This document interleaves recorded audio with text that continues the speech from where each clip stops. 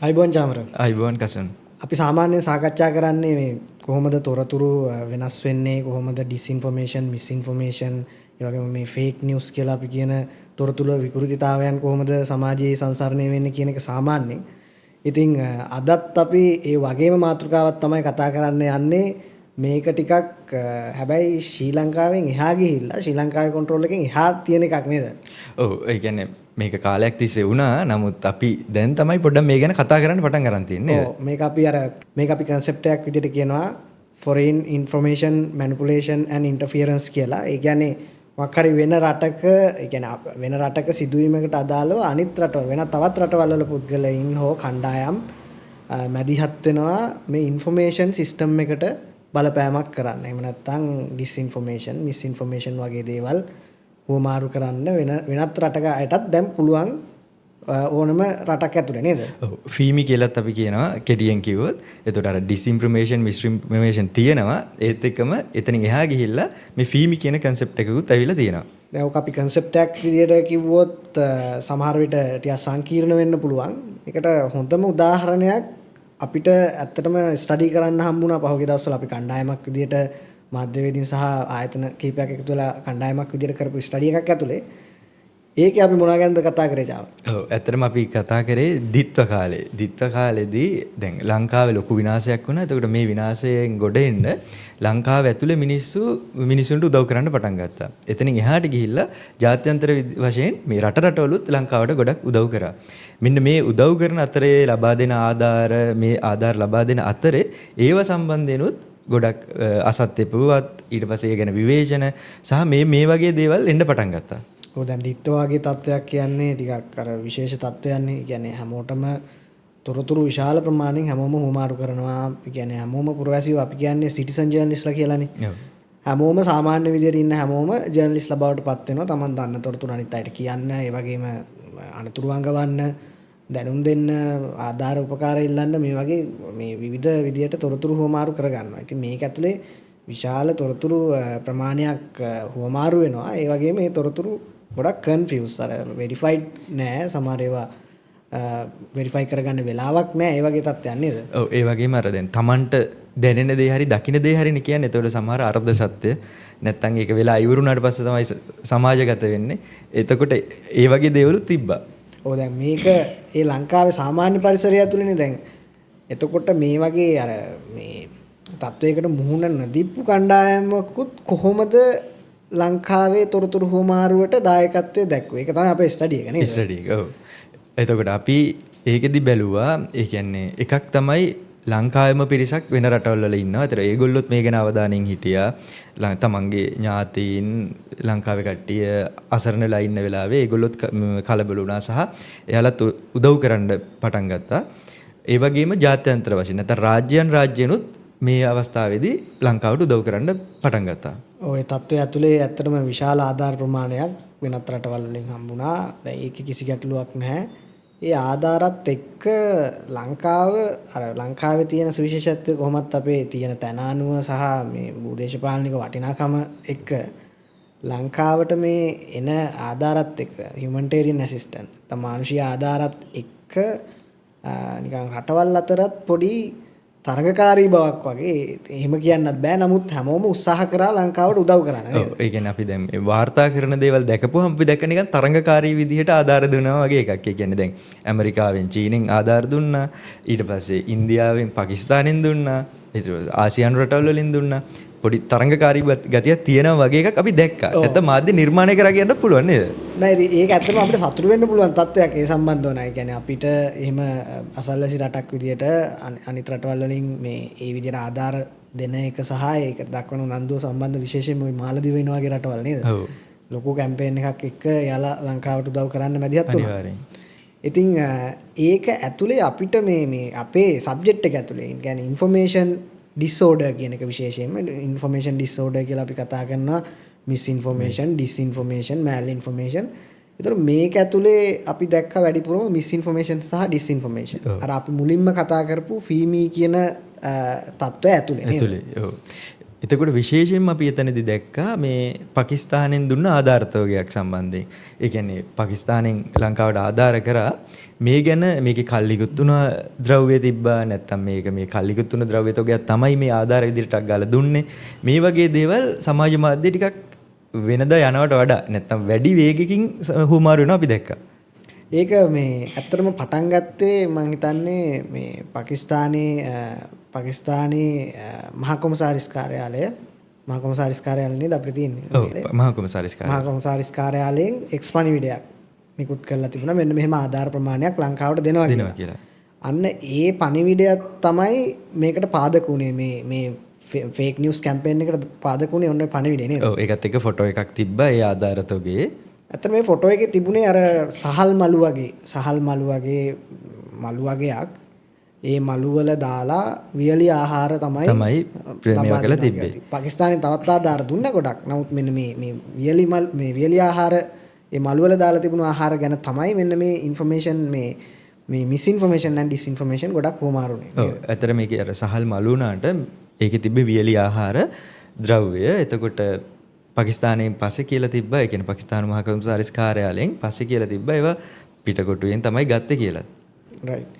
එතකොට දැන් මේකේ තිබුණු විශේෂ තත්ත්වය තමයි අපි මේ ස්ටඩි කරපු මේ ආධාර ටික කල්ලිකුත් වෙච්ච ආධාර කියලා කතාවක් එක්ක ඩිස්ඉන්ෆර්මේෂන් කැම්පේන් එකක් වගේ ටිකක් කෝඩිනේටඩ් ගතියකුත් අපි දැක්කා. විශේෂයෙන්ම ලංකාව ඇතුලේ තමයි අපි මුලින්ම මේක දැක්කේ. මෙහෙම කල්ලිකුත් තුණු වියලි ආහාර බෙදා හැරලා කියලා. ඉතින් ඒ නිසා තමයි අපි මේ ගැන උනන්දු වෙන්නේ නේද? ඔව් අනිවාර්යයෙන්. හැබැයි ඊට පස්සේ අපි දැක්කා ඒක ටිකක් සැලසුම් සහගතව ඉදිරියට යනවා. සහ මේ වෙනත් රටවල් වල නිවුස් එකක් බවට පත් වෙනවා. සහ සමාජ මාධ්‍ය යන්නේවලත් අර සැලසුම් සහගතව කමෙන්ට් දානවා වගේ තත්ත්වයක් මේ වගේ දේවල් අපි දැක්කා. ඔව් දැන් ඇත්තටම ලංකාවේ දැන් අපිට පාකිස්තානෙන් ආධාර හම්බුනාට පස්සේ ඒක කල්ලිකුත් වුණා කියලා ෆේක් නිවුස් එකක් හදන්න ලංකාවේ ඇතුලේ අපිට ලොකු උවමනාවක් තියෙන විදියක් නෑ. දැන් අපි දන්නවා සාමාන්‍ය ෆේක් නිවුස් හදද්දී මිස් ඇන්ඩ් ඩිස්ඉන්ෆර්මේෂන් ගැන කතා කරද්දී අනිවාර්යයෙන්ම ෆැක්ටර් එකක් ඉන්නවා. අනිවාර්යයෙන්. ඒ කියන්නේ කවුද මේක නිර්මාණය කරන්නේ? ඉතින් ඒකට මොටිව්ස් තියෙන්නත් ඕනනේ මේ හේතුවක් රීසන් එකක්. දැන් ලංකාවේ මේකේ නම් පොලිටිකල් රීසන් එකක් වෙන්න පුළුවන්. ලංකාවේ පක්ෂ විපක්ෂ අතර ගැටුමක් වෙන්න පුළුවන්. වෙන පක්ෂකින් දුන්නා නම් මේ පක්ෂේ අය තරහ වෙලා අකමැති වෙලා හෝ මොකක් හරි දෙයකට ඩිස්ඉන්ෆර්මේෂන් හදන්න පුළුවන්. ඒ වගේම වෙන පුද්ගලයෙක් නම් ඒ පුද්ගලයා ඉලක්ක කරගෙන හදන්නත් පුළුවන්. හැබැයි කොහොමද මේ පාකිස්තානයේ ආධාර සම්බන්ධ පාකිස්තානයෙන් නිකුත් කරපු ආහාර සම්බන්ධව හැදෙන්නේ ඩිස්ඉන්ෆර්මේෂන් කැම්පේන් එකක්. අන්න ඒක තමයි අපේ ස්ටඩි එකේ මේ ට්‍රිගර් පොයින්ට් එක නේද? වැදගත්ම කාරණේ උනේ. ඇත්තටම අපි දන්නවා දැන් අර කසුන් කලින් කිව්වා වගේ භූදේශපාලනිකව ලංකාව ගොඩක් සුවිශේෂ තැනක තියෙන්නේ. මේ නිසා ලංකාවත් එක්ක සම්බන්ධතා තියාගන්න ගොඩක් රටවල් උත්සාහ කරනවා. ඒක ලංකාව පැත්තෙන් හොඳයි. ඒ නිසාම අර බලදේශපාලනෙත් තියෙනවා. ඉතින් අපි මේ ස්ටඩි එකේදී අපිට පෙවුණා මෙන්න මේ තත්ත්වයක් උතෙන්ට ඇවිල්ලා තියෙනවා. ඔව්. මෙතෙන්දී අර මේ ආහාර ද්‍රව්‍ය කල්ලිකුත්තුණු ආහාර ද්‍රව්‍ය කියලා ඒකට වෙනම මේ ෆේක් ලේබල්ස් ගහලා ඒ වගේ විශාල තොරතුරු ප්‍රමාණයක් හොමාරුණා. විශේෂයෙන්ම ලංකාවේ සෝෂල් මීඩියා වල ඊට පස්සේ ඉන්දියාවේ සෝෂල් මීඩියා යූසර්ස්ලා අතරේ ඒ වගේම ඉන්දියාවේ වෙබ් මාධ්‍ය ඇතුළෙත් මේවා හොමාරු වෙලා තියෙනවා අපි දැක්කා. ඒවත් එක්ක තමයි අපි බැලුවේ මේ ඉන්ෆර්මේෂන් එක ප්‍රවාහය වැඩිපුරම එන්නේ ලංකාව ඇතුළෙන් නෙමෙයි අපේ අසල්වැසි අනිත් රටවල් දෙකෙන් විශේෂයෙන්ම ඉන්දියාව සහ පාකිස්තානයේ ඒ සෝෂල් මීඩියා යූසර්ස්ලා අපිට මේක කියන්න බෑ මේක මේ කවුද මේක මෙහෙව්වේ එහෙම කියලා. නමුත් අපි දැක්කේ යූසර්ස්ලාගේ බයස් තියෙනවනේ. අනිවාර්යයෙන්. සෝෂල් මීඩියා පාවිච්චි කරන අයගේ බයස් තියෙනවනේ. එතකොට ඒ බයස් එකක් තමයි කියන්නේ පක්ෂපාතීත්වයන් තමයි මම හිතන්නේ මේ ඩිස්ඉන්ෆර්මේෂන් කැම්පේන් එක බොහෝ විට මේක මිස් ඉන්ෆර්මේෂන් වගේ තමයි දෙවනි අදියරේදී ගියේ. ඔව් අනිත් ඒක තමයි. ඒ වගේම දැන් මේ ගැන ටිකක් ඉතින් සිවුම බලද්දී අපි දැක්කා මේ ලංකාවේ යූසර්ස්ලා නැත්නම් ලංකාවේ මේ Facebook හරි සමාජ මාධ්‍ය account තියෙන කට්ටිය නෙමෙයි ගොඩක් මේක ෂෙයා කරේ. නැත්නම් ඒක ඉස්සරහට දැන් දේවල් publish කරේ. සමහරවල් බලද්දී ලංකාවෙන් පිට ඉන්න අය. එතකොට ලංකාවෙන් පිට ඉන්න ලංකාවේ කට්ටියත් නෙමෙයි සමහර වෙලාවට. වෙනත් ජාතිකින්. ගොඩක් වෙලාවට දැන් ඒ කියන්නේ ඉන්දියානු පාකිස්තානු දෙපැත්තෙම මේක වෙනවා අපි දැක්කා. ඔව්. ඒ කියන්නේ යූසර්ස්ලා මේක මේ අපි ඔෆිෂියල් accounts වලින් කවුරුත් මේක දාලා තියෙනව දැක්කේ නෑ. සාමාන්‍යයෙන් average usersලා දැන් අපි දන්නවා කෙනෙක් සමහරට නොදැනුවත්ව මේක ෂෙයා කරනවා වෙන්නත් පුළුවන්. සමහර කෙනෙක් මුලින්ම මේක හදන අය මේක දැනුවත්ව ෂෙයා කරා වෙන්න පුළුවන්. ඊට පස්සේ දෙවෙනි අවස්ථාවේදී අර මේක දකින්න අය අර මං කිව්ව විදිහට ඉමෝෂනලි තමන්ගේ මේ තියෙන බයස් පක්ෂපාතීත්වයන් එක්ක මේ තොරතුරු හුමාරු කරන්න පෙළඹෙනවා වෙන්න පුළුවන්. හැබැයි මේක මේ සිග්නිෆිකන්ට් විදියට ටිකක් පේන විදියට මේක ටිකක් හුමාරුණා මේක ෆැක්ට් චෙක් කරන්නත් මම හිතන්නේ ඒ රටවල් වල අය උත්සාහ කරාට ඒක සාර්ථකුන්නේ මේ තිබුණු තත්ත්වය ඇතුලේ ගොඩාක් තොරතුරු හුමාරුන නිසා හියුමන්ටේරියන් ඇසිස්ටන්ට් ගොඩක් ආවා ඒකත් එක්ක මේක බලන්න පොඩක් ප්‍රමාදත් වුණා. අනිත් එක තමයි වැදගත්ම කාරණේ අර කිව්වා වගේ ඒ කියන්නේ ඒ සමහර account fake account. ඒ කියන්නේ සමහරවිට මේ කාරණේ ෂෙයා කරන්නම හදපුවා. ඒ වගේවත් අපි දැක්කා. ඒ කියන්නේ දැන් අතපසුවීමකින් ෂෙයා වෙනවා වෙන්න පුළුවන්. එහෙම වුණොත් අපිට පුළුවන් මේ Facebook account එක හරිය දේවල් බලන්න. එතකොට එහෙම තිබුණ account අඩුයි. ඒ කියන්නේ ගොඩක් මේ වෙනුවෙන්ම නිර්මාණය වෙච්ච ඒවාත් තිබුණා. දැන් මේක ෂෙයා කරද්දී දැන් ලංකාවේ අයත් මේක ෂෙයා කරපු අය හිටියා. ලංකාවේ අය මේක ෂෙයා කරද්දී බොහෝ විට එයාලත් අතරක් තියෙන පුළුවන් රටවල් සම්බන්ධ වුණත් පක්ෂපාතීත්වය. ඔව්. අන්න ඒක මත පදනම් වෙලා බොහෝ විට මෙයාලා ෂෙයා කරා වෙන්න පුළුවන්. හැබැයි ලංකාව ඇතුලේ මේක හුවමාරු වුණාම ලංකාවේ අය මේක ගැන හොයලා මේ ගැන ඉදිරිපත් කරා නේද? බොහොම වේගවත් ඒක ඉදිරිපත් වුණා. සහ මේකේ ඇත්ත කරුණු මොනවද කියලා සහ මේ තානාපති කාර්යාලවලිනුත් ඒක මහ කොමසාරිස් කාර්යාලවලිනුත් ඒකට පිළිතුරු දුන්නා. විශේෂම කාරණේ තමයි අනිත් එක දැන් අපි අර ෆේක් account කියන එක දැක්කනේ. සහ ඒකට වැටුණු කමෙන්ට්ස් ඒවත් ටිකක් අර වෛරී සහගත කමෙන්ට්ස් ආවා. නැත්නම් අර දෙපැත්ත බෙදිලා ගහ ගන්න වගේ අන්න ඒ වගේ කමෙන්ට් ටිකකුත් වැටුණා. ඔය කියන්නේ දැන් මේ පාකිස්තානෙන් දීපු ආධාර කල්ලිකුත් වුණා කියලා සමහරවල ඉන්දියාවේ ඉන්න යූසර්ස්ලා කියන්න ගත්තා. පාකිස්තානයේ ආධාර දුන්නේ හැබැයි පරණ වෙච්චා. පරණ වෙච්චා. ඔහොම තමයි යාලා. නෑ ඔහොම තමයි යාලා කියලා මේක අර සාමාන්‍යයෙන් ට්‍රොලින් කරන තැනකට තමයි ඇවිත් තිබුණේ. ඒකත් එක්ක තමයි මම හිතන්නේ මේක රසවත් මාතෘකාවක් බවට පත් උනේ මේ ඉන්දියාවේ යූසර්ස්ලාට ඒක ගොඩක් අර බයිට් එකක්. බයිට් රැල්ලක් හැදුනේ එතන. රැල්ලක් වගේ ඒක ඉස්සරහට ගියේ. එතකොට ලංකාවේ මේ මම දැක්ක අර මේ සමාජ මාධ්‍ය ක්‍රියාකාරකෙක් විදිහට ඉන්න කෙනෙක් සම්පූර්ණ වීඩියෝ එකක් මේක අරගෙන මෙන්න මේක තමයි මේ මල් ඇතුලේ තිබුණේ. මේ මල් ඇතුලේ කිසිම කල්ලිකුත් වෙච්ච ද්‍රව්‍යයක් තිබුණේ නැහැ. හැබැයි මේ මල් ඒක දීපු කවරය නේද? කවරය ඒ දිනය පරණ එක. ඔව්. ඒ කවරේ දිනේ විතරයි පරණ. ඒක ඇතුලේ තිබුණු දේවල් සියල්ලම අර මම කලින් කිව්වා වගේ ඒවා පාකිස්තානෙන් ගෙනාපුවත් නෙමෙයි ලංකාවෙන්ම අරගෙන ලංකාවේ ජනතාවට දුන්න දේවල්. ඔව්. ඉතින් ඒක දැන් මේකෙදි අපිට මේ ස්ටඩි එකේ තියෙන මේ ඉන්ටරෙස්ටිං පාර්ට් එක තමයි දැන් තව දුරටත් අපිට ෆැක්ට් චෙකින් කියන දේවත් මේ ඩිස්ඉන්ෆෝමේෂන් මිස්ඉන්ෆෝමේෂන් කවුන්ටර් කරන එක කන්ට්‍රෝල් කරන කියන එක අපේ රට ඇතුලේ විතරක් කරලා හරියන්නේ නැහැ. දැන් සිදුවීම ෆැක්ට් චෙක් කරන්න තියෙන අවස්ථාව තියෙන රට ඇතුලේ. ඒ කියන්නේ ඒ බාණ්ඩ කල්ලිකුත් වෙලාද නැද්ද කියලා අපිට බලන්න පුළුවන්.